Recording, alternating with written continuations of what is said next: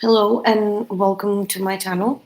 I just got this, I found this on Amazon, and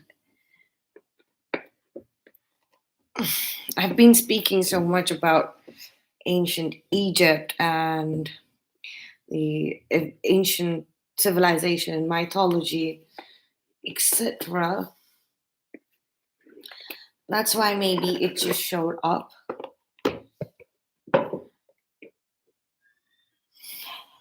out of nowhere. Oh my god, it's such a big book. There's so much in this.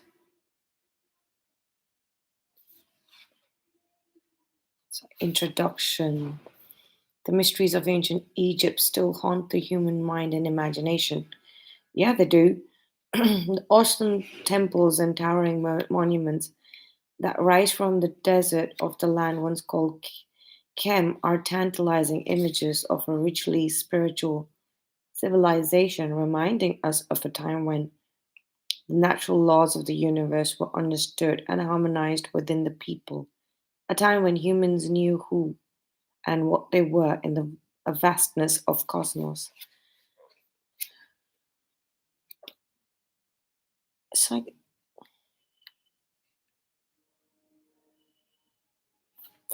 the family of fire, Ta, opener.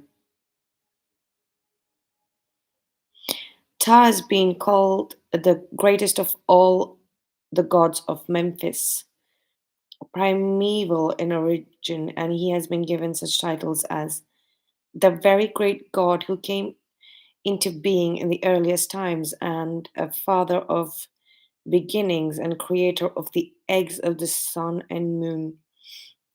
His name has been variously interpreted as sculptor, engraver, or opener. Wow,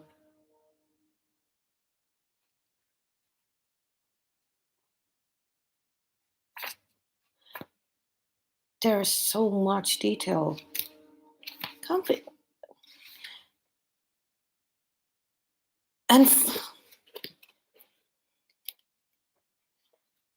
this just cost me 1,000 rupees. That's like $10 in America, isn't it?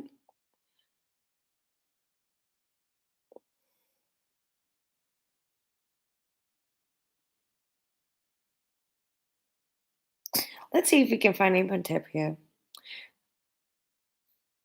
We have Ra, obviously. We have Mot. Oh, look, we have Imhotep in the family of fire. 104. Check it out.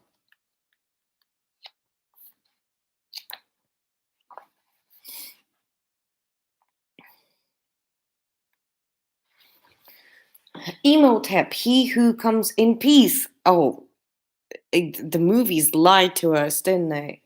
Imhotep was the god of healing and medicine, the great healer who watched over all who practiced the mingled sciences of medicine and magic.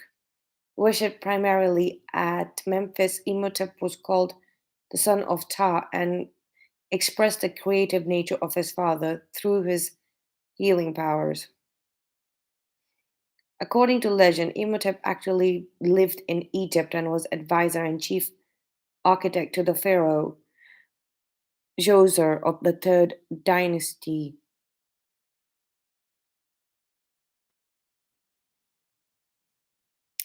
He was also a skilled physician, so famous and highly regarded that he became deified some 2,000 years after his death. As a knitter of medicine, Imhotep was invoked for the healing of disease and injury. His work involved both the living and the dead, for he also attended to the embalming of bodies using spices and drugs and the magical incantations that ensured the soul's protection.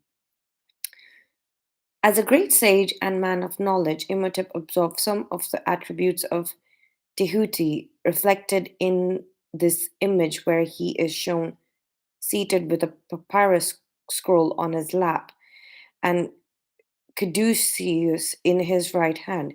In the duat, he uttered the word to protect the dead. He was the wise one who comes on onto him, who calls upon him wheresoever he may be.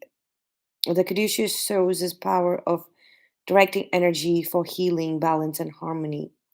It was Imhotep who called upon when the Nile failed to flood and spread its life-giving waters across the delta, and it was Imhotep who saved Egypt from starvation after 7 years of terrible drought. In his role of architect, Imhotep was known as the master of works, but it is a healing knitter that he was most highly revered, later to be identified as the god Asclepius, who brought the art of healing to the Greeks. Ooh, all right. Divinatory meaning, the power of healing, the healer. It's nice, isn't it? Let's have a look at the cards.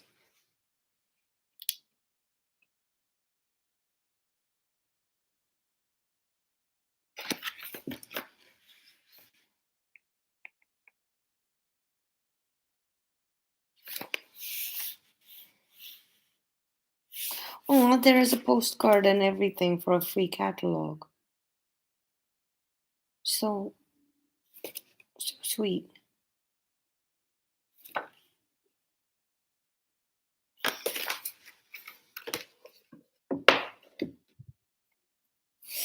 But it's in the US. I'm in a whole other country. The other side of the world. Oh, I should have got this before I started. Anyway, this is. I don't know how to use this. So I'm gonna just show this to you.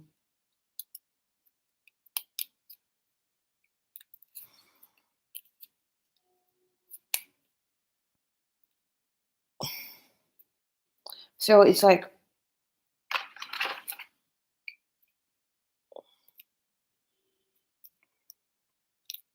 the two sets of cards. Oh, stupid.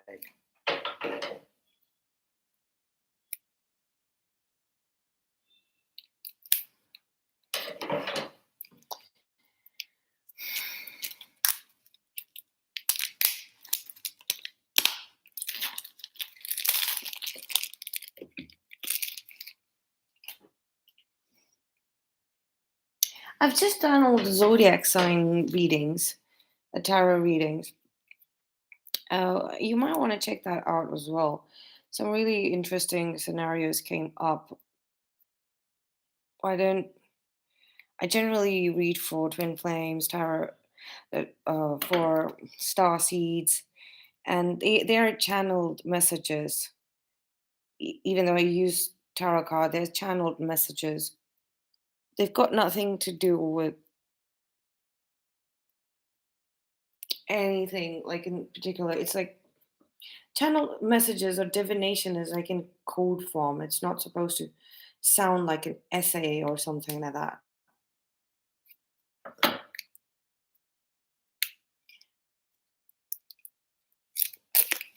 And also last night I had a weird sort of dream.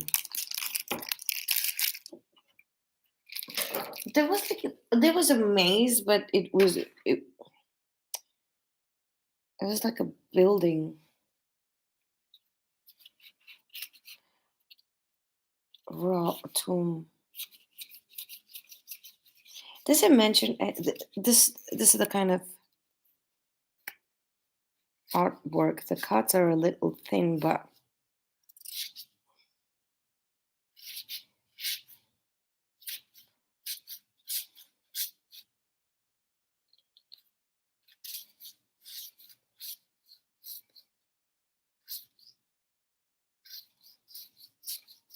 all right. I want to see. I want to see how do you use this because there is a dice as well.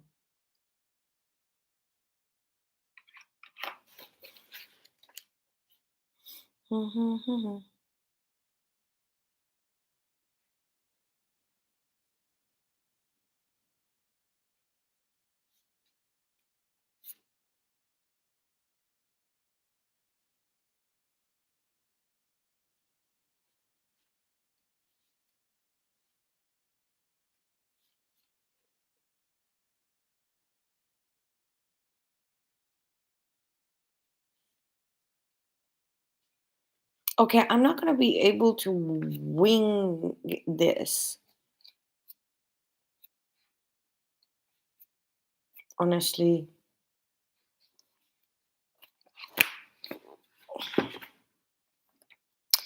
I want. Oh,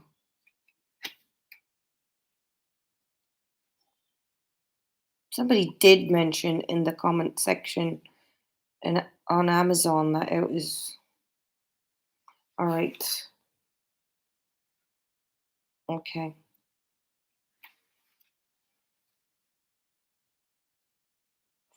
a comparison of the doors with the traditional tarot.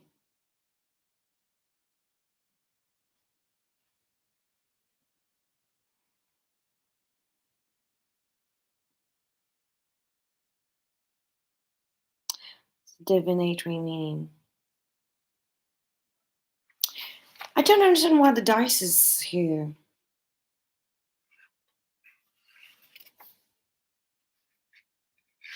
How do you use the cards? Does it say anything anywhere?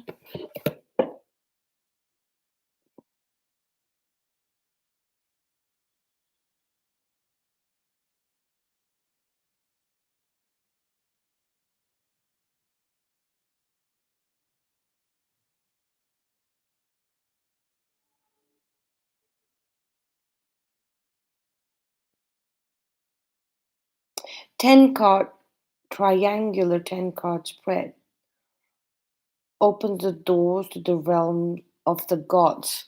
All right.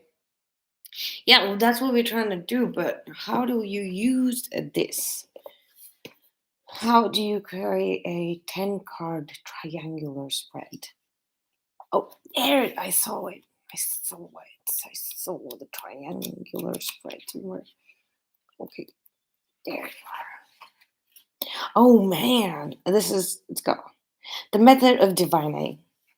For divining the book of doors, we have as our tools the Pythagorean magic square, the tetra sits with a representation of the myth of Geb, earth, and Nut, sky, separated by Shu, air, superimposed on it, figure 3 and thread. Oh, okay, all right. So it's 1, 2, 3, 4, 5, 6, 7, 8, 9, 10. All right. There are basically two ways to draw the cards from the deck.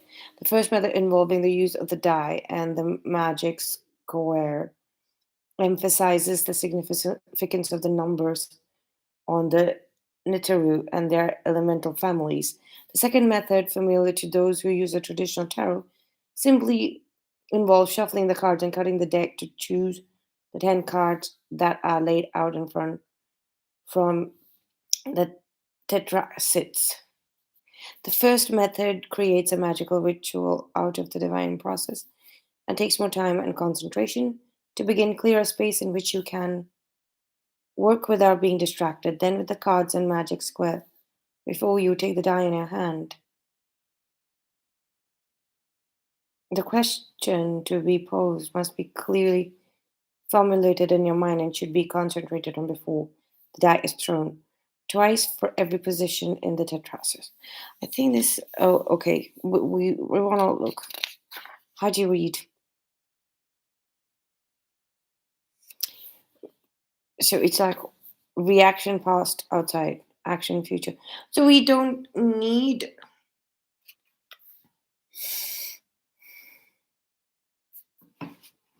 the die for the normal tarot comparison.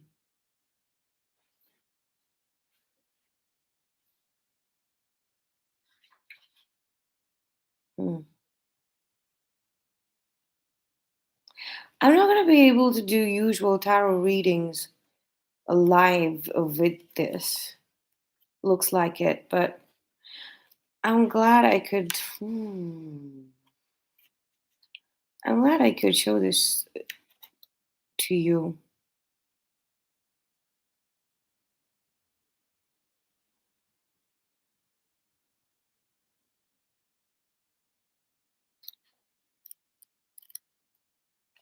I'm gonna have to read a lot about this.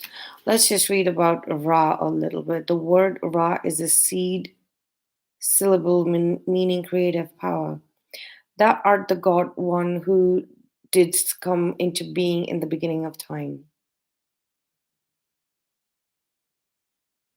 The Egyptians worshipped the sun in very ancient times, and the greatest of the sun gods during the dynastic period was Ra.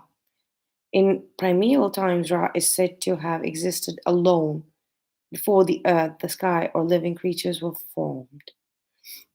And the first act of creation was the appearance of his solar disk from the watery abyss of Nu. As the greatest of solar gods, Ra assumed many names and forms descriptive of his vast power. For the Egyptians, he had three main manifestations, and is himself made to say, I am Kipra in the morning and Ra at noonday, and Tem in the evening. He thus assumes the third position in the family of heaven.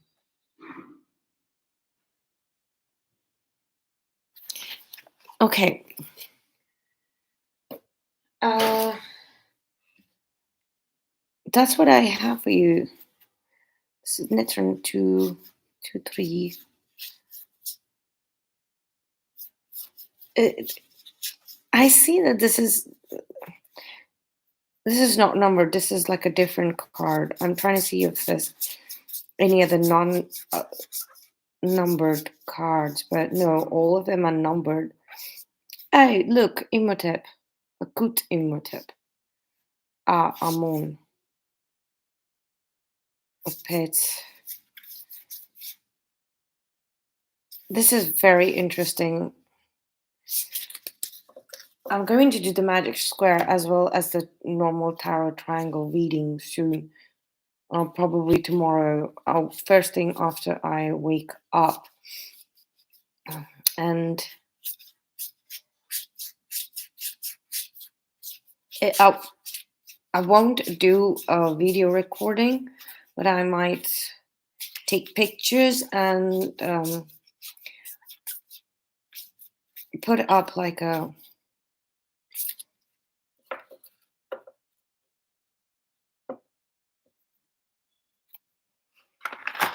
explain a written message,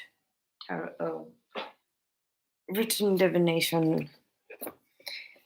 So that's it. I'm sorry I couldn't do a reading, but or an actual trial.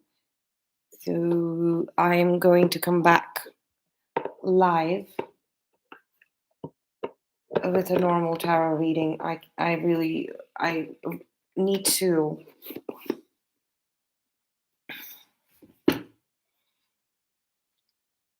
There are definitely some messages waiting to come out.